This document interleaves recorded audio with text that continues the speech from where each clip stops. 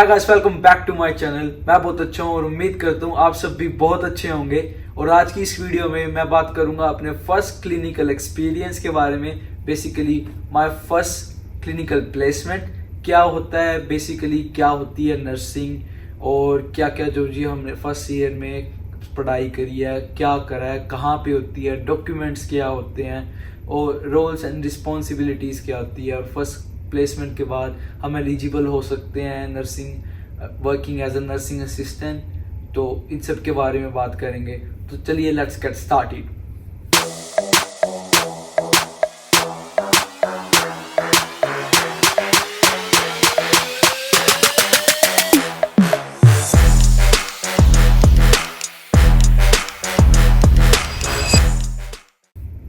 तो फर्स्ट मैं स्टार्ट करूंगा कि फर्स्ट हमारा जो नर्सिंग प्लेसमेंट होएगी और जो आने वाले फ्यूचर स्टूडेंट्स हैं सभी के लिए जो फर्स्ट प्लेसमेंट होती है वो कहाँ होती है। तो हमारी फर्स्ट प्लेसमेंट होती है एज केयर में, जिसको हम अपनी देसी भाषा में कहूँ वृद्धाश्रम, ओल्ड एज होम। तो वर्ड से बहुत क्लियर है, मेरे को ज़्यादा समझाना की ज़रूरत भी शायद ना पड़े। क्या समझ में आ गया होगा कि क्या रोल्स एंड रिस्पॉन्सिबिलिटीज़ रहेंगी as a nurse, as a carer, as a nursing assistant. तो क्या होता है कि 80 आवर्स की हमारी प्लेसमेंट लगती है, जिसमें हमारी 2 शिफ्ट्स डिपेंड करती है, क्या तो मॉर्निंग शिफ्ट लगती है या तो आफ्टरनून शिफ्ट लगती है। 8 आवर्स की शिफ्ट होती है, जैसे 7 to 3 या फिर 1 to 9 या फिर 3 to 11। तो डिपेंड करता है आपकी कहाँ लगेगी, ठीक है। With in your state, with in your city, अगर बहुत बड़ी सिटी है तो विद इन योर सिटी लग जाएगी। पर जैसे ये वडोंगा बहुत ज़्यादा छोटा टाउन है तो मेरी बहुत दूर लगी थी, फर्स्ट प्लेसमेंट एज केयर में थी। तो हाँ, उसके बाद एज केयर में होती है फर्स्ट प्लेसमेंट, ये क्लियर हो गया। उसके बाद हमारे को काम क्या करना होता है, क्या से होता है। तो एज केयर में हमारे रेजिडेंट्स होते हैं, पेशेंट्स नहीं होते, हम उनको रेजिडेंट्स कहते हैं। और यहाँ पे कहते हैं कि we are not going to our work place, we are going to their home to take care. ज़्यादा इंग्लिश में, वी आर गोइंग टू, हम उनके घर जा रहे हैं उनकी लुक आफ्टर करने। तो ठीक है, क्या होता है कि वहाँ पे जो भी पेशेंट्स होते हैं वो डिपेंडेंट होते हैं, कुछ इंडिपेंडेंट भी होते हैं। पर जो डिपेंडेंट होते हैं, जैसे मैं मॉर्निंग शिफ्ट कर रहा हूँ तो मेरी रिस्पॉन्सिबिलिटीज़ आएंगी एज अ केयरर कि या एज अ नर्स मैं अपना करियर स्टार्ट कर रहा हूँ। तो सभी करते हैं, उनको शावर करना, जैसे मॉर्निंग शिफ्ट स्टार्ट करी क्या होता है, जैसे हम जो हमारी बेसिक नॉर्मल रूटीन है वही सेम है। शावर करना, ब्रेकफास्ट करना, पैड चेंज करना, ये जिसको शावर नहीं करना वॉशअप करना, जैसे हाथ मुंह धो लिया है ना, ड्राई क्लीन क्या लो उसे कुछ भी लगा लो, ठीक है। तो ये सब करना, उसके बाद ब्रेकफास्ट के लिए लेके जाना। उसके बाद जैसे वो उनका घर है और जैसे हम लोग करते हैं, देखते हैं लोगों को करते हुए, कोई टीवी देख रहा है, कोई म्यूज़िक सुनना पसंद कर रहा है, उनके लिए वहाँ पे गेम्स होती हैं। जैसे सपोज करो वीकली कैलेंडर बनता है और उसमें वेडनेसडे को तंबोला है, फ्राइडे को कोई अदर गेम है, बिंगो है, तो ऐसी होती है। तो मॉर्निंग अगर जैसे सपोज करो कि मैं मॉर्निंग शिफ्ट करने जा रहा हूँ, तो मॉर्निंग शिफ्ट मेरी रिस्पॉन्सिबिलिटी कुछ ऐसी रहेगी कि मेरे को जाना है, मेरे को लिस्ट दे देते हैं कि इतने रेजिडेंट्स के फर्स्ट बिफोर ब्रेकफास्ट करवाना है, शावर करना है, पैड चेंज करना है, सारा कुछ है ना। उसके बाद ब्रेकफास्ट करवाना है, उसके बाद जिसको बचे कुछ रेजिडेंट फिल करने हैं, फिर उनके बाद उनको एक्टिविटीज़ में लेके जाना है, उनको एंगेज करना है, उनके साथ बातचीत करनी है ना। फिर अपने डॉक्यूमेंट्स वगैरह स्टार्ट प्लेसमेंट्स में अभी हमारे पे वो डॉक्यूमेंट्स पे ज़्यादा इतना वो नहीं डालेंगे, मतलब प्रेशराइज नहीं करेंगे हमारे को, बट दिखाएंगे कि होते कैसे हैं। पर प्लेसमेंट्स में यही होता है, ठीक है। और उसके बाद लंच टाइम हो जाता है, फिर लंच कराओ, फिर उसके बाद जिसको टॉयलेटिंग करानी होती है वो कर लेके जाओ सब कुछ। तो ये हमारा छोटा सा बेसिक सा काम होता है, बेडशीट वगैरह चेंज करना है ना। और जैसे जो मैंने लास्ट वीडियो में बताया था कि कम्युनिकेशन हमारे को सिखाते हैं कि कैसे बात करनी है लोगों से, अपनी कैसे आप केयर कैसे प्रोवाइड करो, कंसेंट कैसे लेना है। अगर आप किसी को शावर दे रहे हो या आप किसी को खाना खिला रहे हो या कुछ भी कर रहे हो, तो कैसे कंसेंट लेना और बात करनी है। जो 2 चीज़ें हैं बहुत ज़्यादा इंपॉर्टेंट है, वो हमारे को फर्स्ट ईयर में सिखाएंगे। वही हमारे को वहाँ पे जो हमने सीखा होगा, जो हमने कम्युनिकेशन सीखी है, वही हमको वहाँ पे अप्लाई करनी है।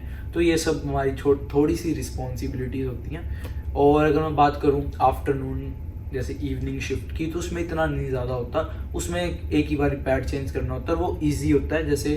और उसमें डिनर होता है, उसके बाद बैठ जाओ आराम से, डिनर कराओ, फिर पैड चेंज करो। तो इवनिंग शिफ्ट मॉर्निंग शिफ्ट से थोड़ी सी इजी रहती हैं, उसमें इतना ज़्यादा क्या कहते वर्कलोड नहीं होता। पर जो मॉर्निंग शिफ्ट होती हैं उसमें वर्कलोड होता है, पर उसमें अंडरस्टैंडिंग बहुत आती है, आपको सीखने का बहुत होता है।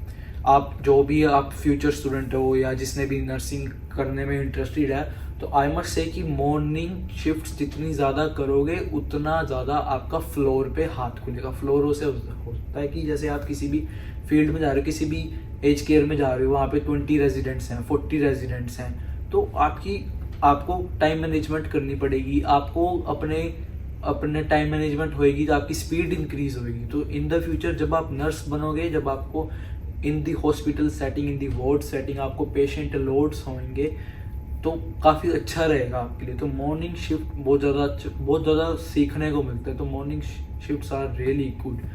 ठीक है, उसके बाद मैं बात करता हूँ, और स्टूडेंट्स को प्लेसमेंट्स पे सिर्फ 2 ही शिफ्ट्स मिलती हैं, मॉर्निंग और इवनिंग, जो कि मैं एक्सप्लेन कर चुका हूँ। उसके बाद हम मूव ऑन टू दी हम बात करते हैं इवनिंग शिफ्ट्स में 2-3। ठीक है, तो स्टूडेंट्स को सिर्फ 2 ही शिफ्ट्स अलॉट होती हैं, मॉर्निंग और इवनिंग, जो मैं दोनों एक्सप्लेन कर चुका हूँ कि क्या क्या उसमें रिस्पॉन्सिबिलिटी होती है।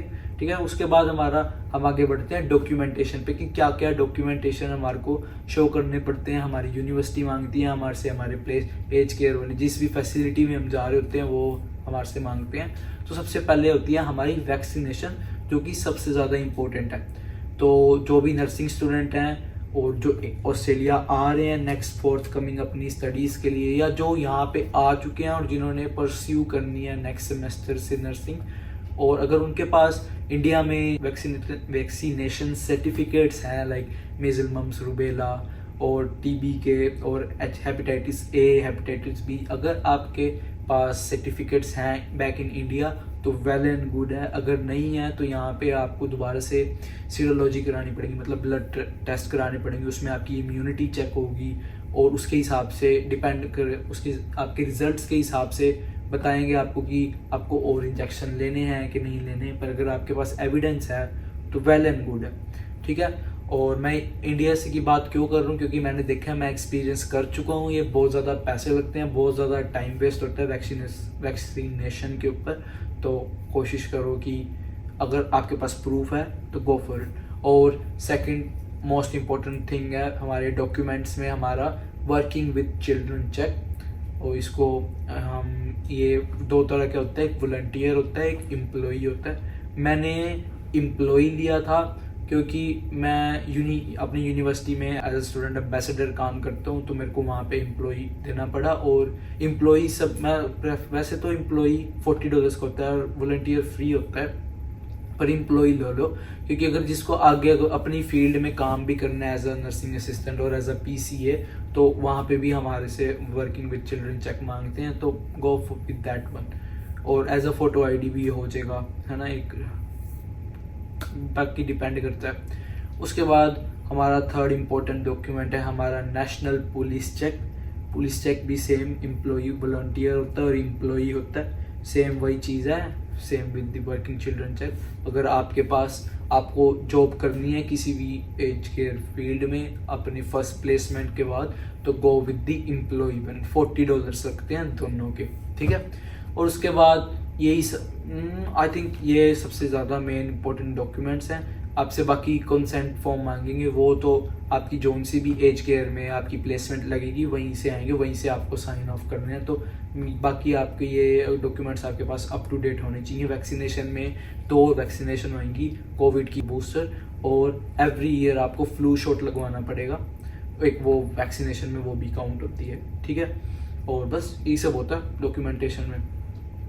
अब हम बात कर लेते हैं कि भाई रियलिटी चेक की, कि एक्चुअल रियलिटी चेक क्या चीज़ है, मतलब कि क्या आप जो भी जैसे आप नर्सिंग परस्यू करना चाहते हो पर आप अभी तक अनश्योर हो, ठीक है भाई, कि एक्चुअल वर्ड क्या है नर्सिंग करने का, तो मैं आप क्लियरली बता देता हूँ कि जैसे पैड चेंज करने हैं, ऑफ कोर्स समझ गए होंगे इशारे से, जो नहीं समझे मैं बताता हूँ। तो पोटी वगैरह साफ़ करनी होती है, हम भी करते हैं, तो बॉटम साफ़ करने पड़ते हैं। और हाँ, बट ये बेसिक थिंग है, इसमें कोई घिन वाली बात नहीं है। अगर आपको नर्सिंग करनी है, पैशनेट हो ये काम, तो ये तो बेसिक चीज़ें हैं, ठीक है। अगर आपको अपनी नर्सिंग फील्ड में आगे आईसीयू वार्ड में जाना है, इमरजेंसीज में जाना है, और या हॉस्पिटल में काम करना है, हर जगह ये काम करना ही पड़ेगा। ये काम तो बेसिक ही है, ठीक है। तो यहाँ से स्टार्ट करो, और कोई घिन वाली बात नहीं है, सब करते हैं। मैंने बहुत सी नर्सेज देखी हैं, आज भी 15 ईयर्स हो गए हैं, 20 ईयर्स हो गए हैं अपना नर्सिंग में एक्सपीरियंस ले हो, पर आज भी ये सब काम करते हैं, ठीक है। और बाकी हाँ, सबको एक्सपेक्टेशंस होती हैं कुछ की ये सब नहीं होगा, पर एक्सपेक्टेशंस यहाँ पे सारी टूट जाती हैं सबकी। और मैं बहुत से देखता हूँ, मेरे दोस्त पूछते हैं, अगर वीडियो देख रहे होंगे तो पता चल जाएगा उनको, कि पूछते हैं भाई रियलिटी चेक दे, क्या करना होता है। तो हाँ भाई, ये सब कुछ करना होता है। जैसे मॉर्निंग में जाओगे भाई, कोर्स पैड चेंज करना है, रात को पैड चेंज करना है, खाया पिया होगा सब निकलेगा, पैड तो चेंज करना ही है, ठीक है। और भी बहुत से, चलो ठीक है, एक ये बात खत्म होगी। उसके बाद बिहेवियर्स होते हैं, वो कोई बात कह देते हैं, चुप जाती है, मतलब कि उनको नहीं पता होता यार कि वो क्या कह रहे हैं, हाँ कभी कभी नहीं पता होता। तो हर एक चीज़, मतलब हमारे को माइंड से भी किसी की बात का बुरा नहीं लेना, हर एक चीज़ मैनेजेबल है। आप अपने रिपोर्ट कर दो कि आपको अच्छा फील नहीं कर रहा है, किसी ने कुछ बुरा बोल दिया तो किसी को रिपोर्ट करो, अपने सुपरवाइजर्स को रिपोर्ट कर देना। तो ये सब होता है कि, बट हाँ बेसिक चीज़ें हैं सारी। एज केयर लगा लो कि आपकी सबसे बेसिक काम है। फर्स्ट नर्सिंग बनने के लिए पहली सीढ़ी है, ये तो करना ही करना है आपको। अगर ये काम नहीं कर सकते ना, तो आप नर्सिंग नहीं कर सकते, ठीक है। और यही यार लो, बाकी लोग मैंने जैसे लास्ट वीडियो में बताया था, पीआर के लिए, पीआर वगैरह पर्पस के लिए करते हैं, परस्यू कर लेते हैं, पर ये सब चीज़ें देखते हैं तो अटक जाते हैं, प्लेसमेंट नहीं कंप्लीट कर पाते, तो रह जाते हैं। तो मैं अभी से बता रहा हूँ कि हार्श रियलिटी है, जिनको अगर ऐसा लगता है तो क्लियर कर रहा हूँ, ठीक है। और बाकी तो इजी है। और इसके बाद बात करते हैं कि हम इसके अपनी फील्ड में जॉब कैसे लें। तो भाई जैसे मैंने बताया था अपनी लास्ट वीडियो में, नर्सिस की शॉर्टेज है, और सेम पीसीए की भी और नर्सिंग असिस्टेंट की भी शॉर्टेज है यहाँ पे।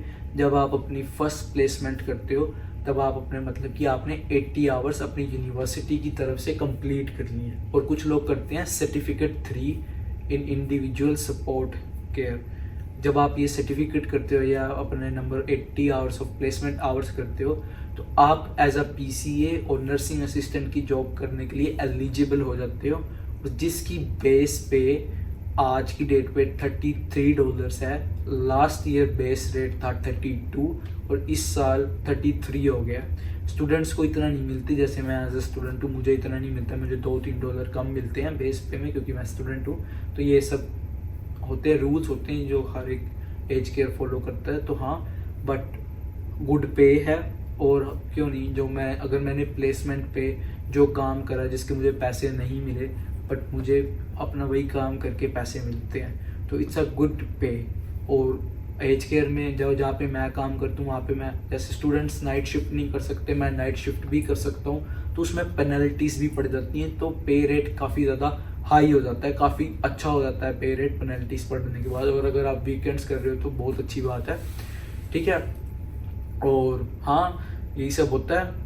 और बाकी किसी को भी अगर कुछ भी पूछना होगा तो इंस्टाग्राम पे मेरे मैसेज कर दो, बायो में मेरा लिंक है, और ठीक है। दैट्स ऑल, ये सब कुछ होता है हमारे फर्स्ट क्लिनिकल प्लेसमेंट में। और मेडिसिन्स वगैरह हमारे को नहीं देनी होती, बस ये बेसिक काम करना होता है और बेसिक हेल्प लगती है सबकी, और जो कि बहुत ईजिली हो जाता है, बहुत खुशी हो जाता है, कोई घबराने वाली बात नहीं है, ठीक है।